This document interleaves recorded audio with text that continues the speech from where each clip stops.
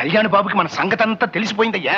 నువ్వు నాకు అల్లుడివయ్యావని, మనమంతా ఒక ముఠాగా తయారయ్యామని తెలుసుకుని ప్రిన్సిపల్ చెబుతానని అర్జెంట్ గా విషయం. మనం నలుగురు జాదు నా కొడుకులో ఉండగా వాడు ఏం చేస్తాడు?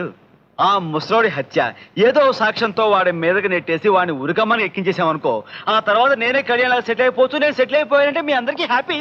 మరి అట్లాంటి సాక్ష్యాలు ఆధారాలు మన దగ్గర లేవే. సాక్ష్యాన్ని ఉంది, వారికి ఖచ్చితంగా ఉరి శిక్ష పడే సాక్ష్యం నా దగ్గర ఉంది. సాక్ష్యమా? ఏమిటది? చెబుతా.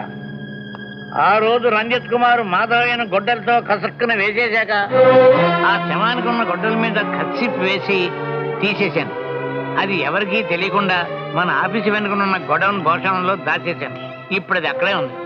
మాధవయ్య తాలూకు ఎండిన రక్త మరకలు, రంజిత్ కుమార్ వేలిముద్రలు దాని మీద సుస్పష్టంగా ఉన్నాయి. పాపి, ఆ గొడ్డలు దాచి అవసరమైతే నన్నే హత్య కేసులో ఇరికిద్దామనుకున్నావురా? I will kill you.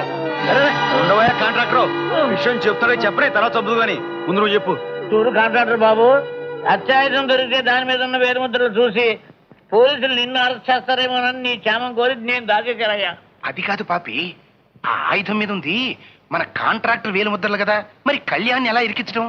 చెబుతా, దానికి చెబుతా. ఆ మధ్య కళ్యాణ్ మన గెస్ట్ హౌస్ కు వచ్చినప్పుడు కొన్ని ఇనపరాడ్లు చూపించి సెలెక్ట్ చేయమన్నాను. కళ్యాణి వేలుముద్రలు పడ్డ ఆ రాడ్ ని భద్రంగా దాచేశాను.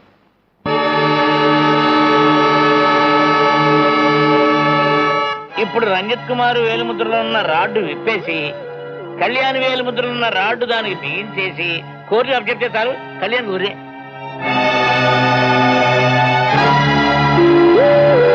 అర్జెంటుగా కళ్యాణ్ వేలుముద్రలున్న ఆయుధాన్ని రేపు పొద్దున కోర్టులో ఉండేట్టుగా చెయ్యి.